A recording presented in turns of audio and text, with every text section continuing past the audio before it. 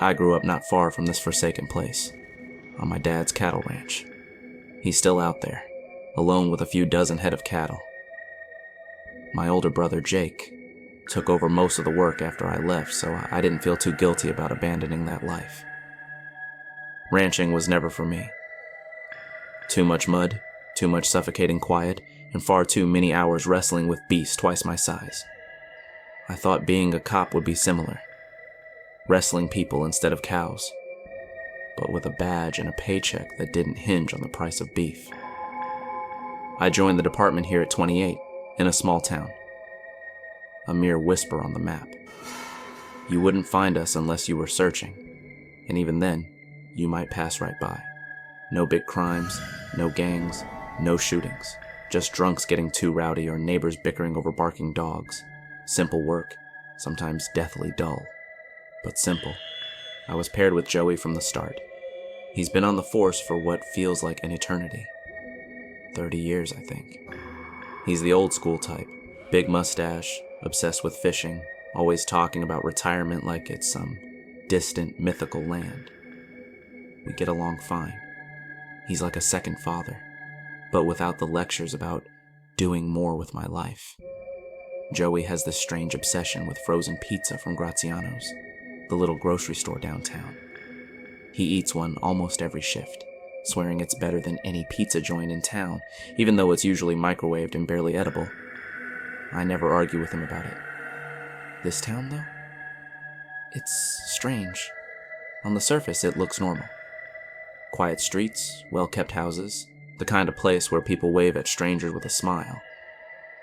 But there are things, small, unsettling things. No one locks their doors. Yet every house has salt hanging above the entrance. Little cloth bags or jars filled to the brim, as if salt could ward off something a deadbolt can't. No one talks about it. It's just how things are. A silent ritual etched into the town's bones. Growing up, I didn't think much of it, dismissing it as some old superstition. But 5 years on the force, and I've started to notice more. Things people don't say, rules they follow without question. I've been here long enough to realize I don't know all the rules yet. That's why I'm writing this down. Someone has to. If there's another rookie after me, they deserve to know what they're walking into. The first rule is simple, but it chills me to my core. Never go into the red house at the end of Barb Street. Everyone in town knows about that house. It's been there longer than anyone can remember, looming at the far end of Barb Road like a blood-soaked omen. The paint is a deep, unnatural red that never fades, never chips, never peels. Not on the walls, the roof, the window frames, or even the glass. It's as if the entire house was dipped in a vat of crimson and left to dry, frozen in time. Birds don't land on its roof. Dogs refuse to walk past, their tails tucked, whimpering in fear. Parents warn their children to stay away, and even the most reckless kids obey. I remember it from my childhood. The older kids would dare us to go inside, but no one ever did. We'd get close, maybe throw a rock at its unyielding walls, then run, laughing, calling each other cowards. But deep down, we all knew the truth. No one wanted to test the whispered warnings. People go missing around the red house. Not often. Not enough to make the news, but enough to fuel the rumors that cling to this town like a curse. Every small town has its stories, and ours is no different. Some say the red house is haunted, filled with things that steal people away if they get too close. Others whisper it's cursed, that something unspeakable happened there long ago. Something so terrible the house itself remembers, holding the memory in its blood-red walls. But the most chilling tale is about Bath. That's what they call her, Bath. No last name, no explanation for the name, just Bath. She was a young woman once, or so the legend goes, living in that house with her family a long, long time ago. But something was wrong with her. something cruel, something evil. Some say she was a shapeshifter. Others claim she was something far worse. Whatever she was, she did something so horrific that her family began to die one by one. First her parents, then her uncle, then her younger sister. They say she killed them, though no one knows for sure. The only one left was her older brother, and he was the one who stopped her. He trapped her in the basement of the red house and fled, vanishing from town, never to return. But Bath, she never left. That was over 100 years ago, at least according to the story. Some say she's still down there, trapped beneath the red house, waiting. There's even a nursery rhyme about her, one the kids in town don't sing anymore. I remember it from my childhood, though. We'd chant it during sleepovers, daring each other to whisper it near the red house. No one ever did. It went like this. Bath, Bath, behind the door. Bath, Bath, crawl on the floor. Bath, Bath, don't let her see. Bath, Bath, don't set her free. Back then, I thought it was just a creepy song kids made up to scare each other. Now, I'm not so sure. The red house has been silent for a long time. No disappearances, no strange happenings, just an old empty shell that no one dares approach. The town leaves it alone, and it leaves the town alone. That's how it's been for decades. But every now and then, the station gets a call. The number flashes on the old caller ID, always the same. The red house's landline, the one that hasn't been in service for years. Yet it still calls. Joey and Barker, the veterans, know better than to answer. But sometimes, a new dispatcher forgets, picks up the line and asks, "Who's there?" No one speaks. There's nothing. No voices, no breathing, just a hollow, suffocating silence. They don't stay on the line long. That's another rule. Never listen for too long. Most of the time, that's the end of it. The phone rings. Someone answers. No one speaks. The call ends. Joey and Barker say it's just protocol. You don't ignore a call, even if you know where it's coming from. You pick it up. Listen for a few seconds, then hang up. No one wants to be the one who ignores the phone the one time someone might actually need help. But then, there's the story of the last officer who went inside. It happened 30 years ago, back when Joey was younger, before he became the old-timer with a bad knee and a love for frozen pizza. There was a rookie then, fresh out of training, eager to prove himself. The kind of guy who scoffed at small-town superstitions. One night on a dare, he went into the red house. He came out running less than a minute later, pale and trembling, his right arm shattered.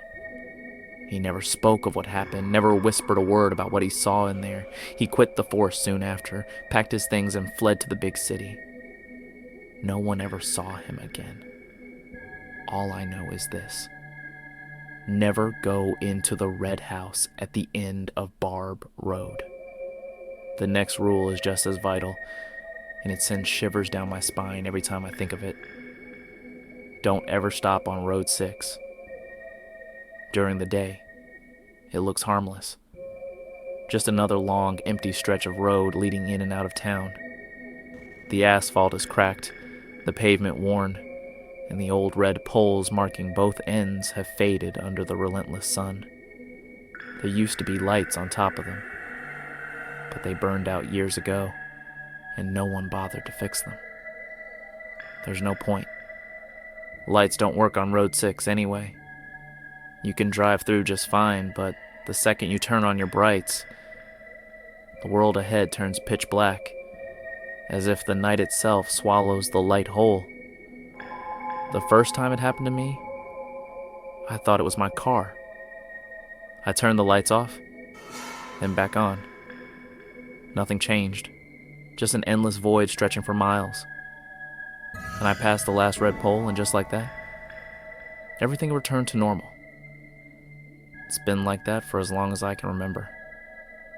There's something else about Road 6. something far darker. It's where most of the accidents happen. We don't get many crashes in town, but when we do, it's almost always there. Some are minor, fender benders, a dented bumper, a shaken driver, but sometimes they're horrific. Cars flipped over, people missing, wreckage scattered as if something tore through the vehicle mid-drive. You'd think a small town like this wouldn't have so much road rage, but we do. And it always happens on that cursed stretch of asphalt. People stop their cars in the middle of the road, get out, screaming, swinging, losing their minds. Mild-mannered folks. People you'd never expect to snap, consumed by some unseen fury on Road 6. A few years back, a quiet man who ran the hardware store downtown pulled over one night and started smashing his own windshield with a tire iron. By the time someone found him, his hands were bloody, his face cut, and he couldn't explain why he'd done it. Most of them can't explain why. Engines fail there too. Cars are shut down right in the middle of the road. Tow trucks won't go out there at night. Then, there are the hitchhikers. Every few months, one of them vanishes. A drifter, a backpacker, someone passing through who doesn't know the rules. They walk along the side of the road, thumb out, waiting for a ride. But if they don't get picked up before nightfall, they're gone. No trace, no body, just their bags. Sometimes their belongings scattered along the pavement as if they dropped them mid-stride. That's bad enough, but the strangest thing about Road 6 isn't the accidents, the missing hitchhikers, or the way the headlights die. It's the people who get lost. Road 6 isn't long. Just a single stretch that loops through town before leading back to the highway, with no exits, no turns. It should be impossible to get lost on it. But every 6 months or so, someone stumbles into the station, wild-eyed, panting, drenched in sweat. They're shaking, crying, dehydrated, as if they've been wandering for days. Some collapse right there on the floor. Others beg for help. They all say the same thing. They were walking on Road 6. They don't know how long they were out there. They kept walking, thinking they'd reach the end. But it never came. No matter which direction they turned, no matter how many steps they took, the road stretched on forever. Some remember passing the same landmarks over and over. A dead tree with a split trunk, a rusted-out mailbox with no house nearby, a set of old tire tracks burned into the dirt. They swear they were walking for days. But it never takes me more than 10 minutes to drive the length of that road. Most of these people aren't from town. They're outsiders, tourists who think the stories are just that, stories. They don't believe me when I warn them not to stop. They laugh, shake their heads, and go on their way. But I still warn them, because bad things happen to those who don't listen. I don't like seeing new faces at the station. Their lips cracked from thirst, their hands scraped raw like they've fallen over and over. I don't like the way their eyes dart around the room, glancing at the windows, the corners, the door, as if they expect something to follow them. They all say the same thing when they catch their breath. I was walking, but I couldn't get out. But that's not the worst part. The worst part is that some of them don't make it back at all. I do my best to find them.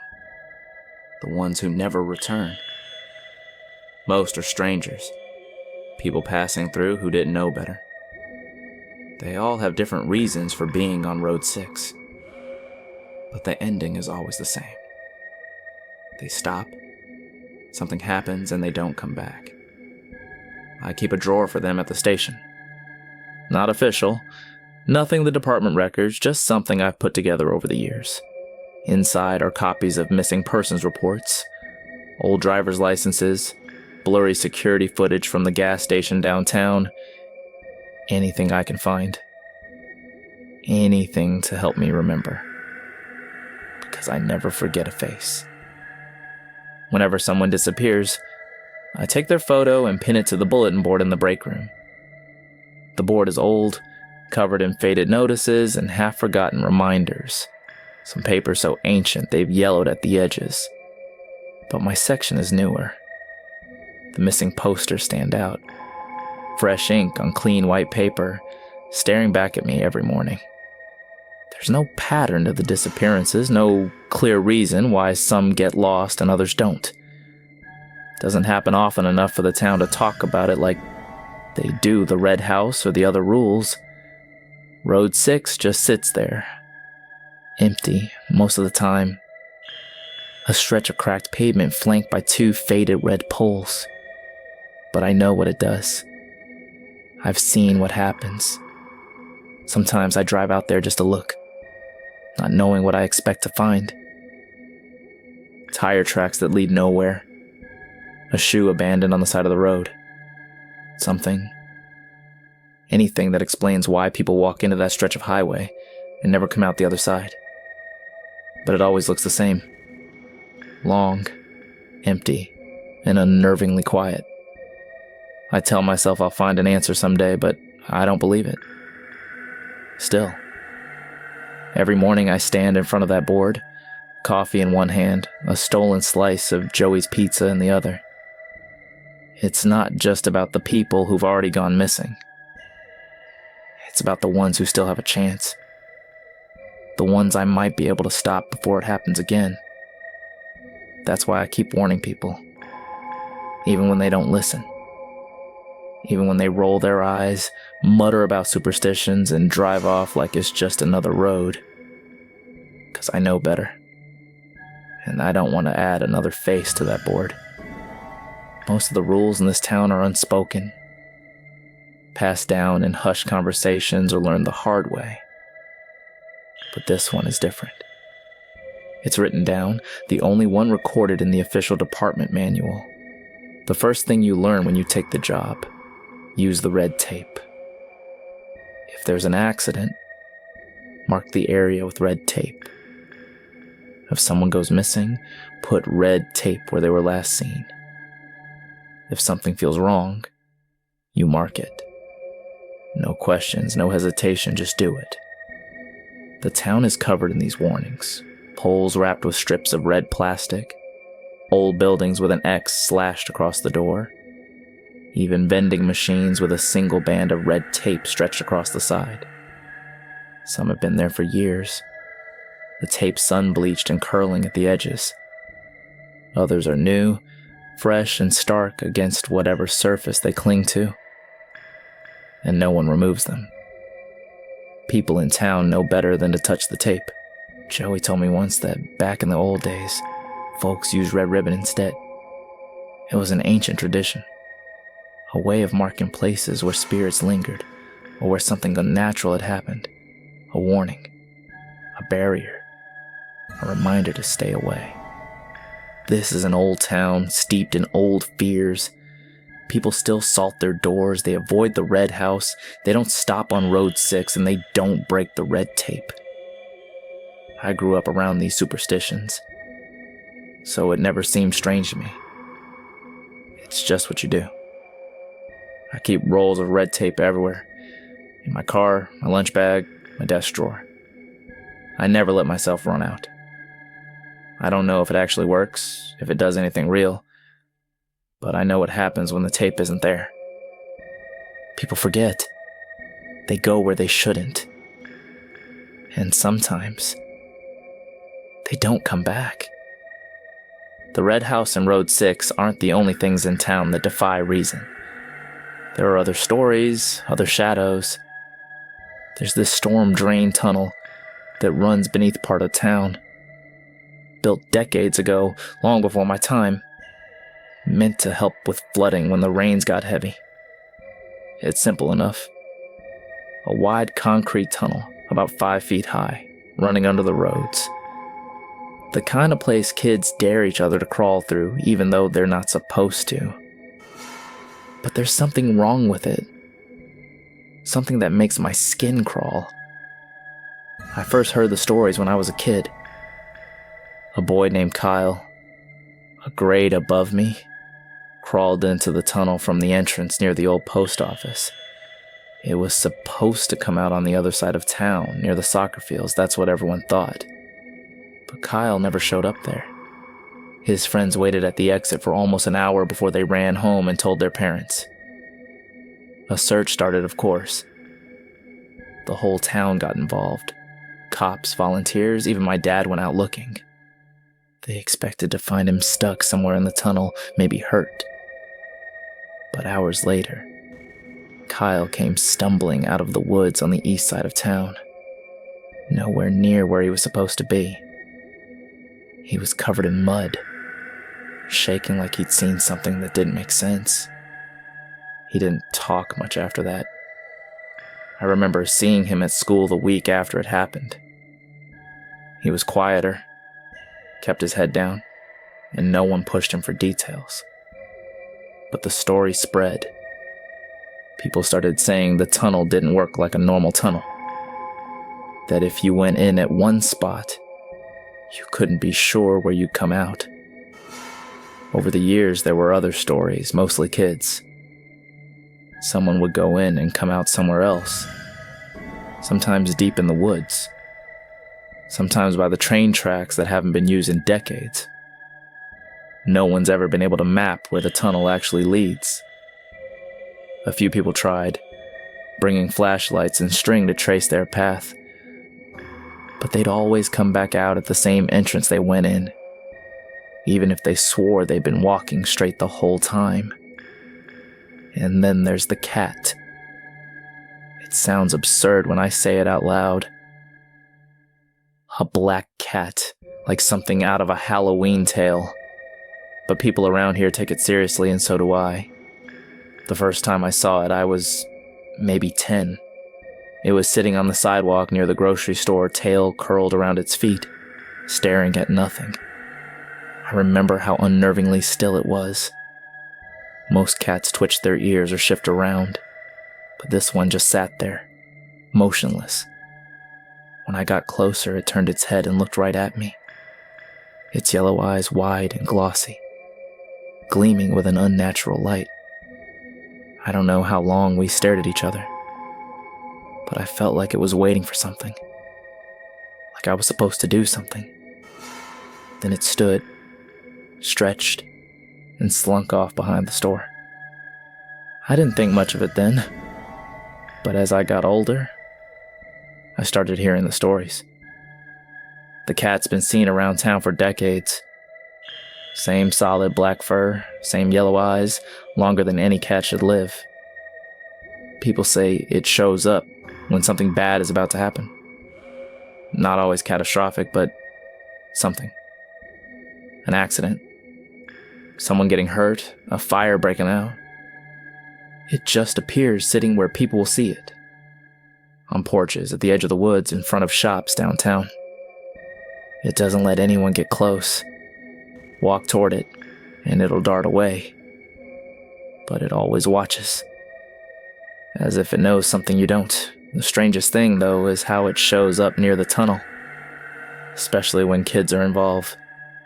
Joey told me about a time years ago when a kid went missing for a few hours. Same story. Went into the tunnel with his friends and didn't come out where he was supposed to.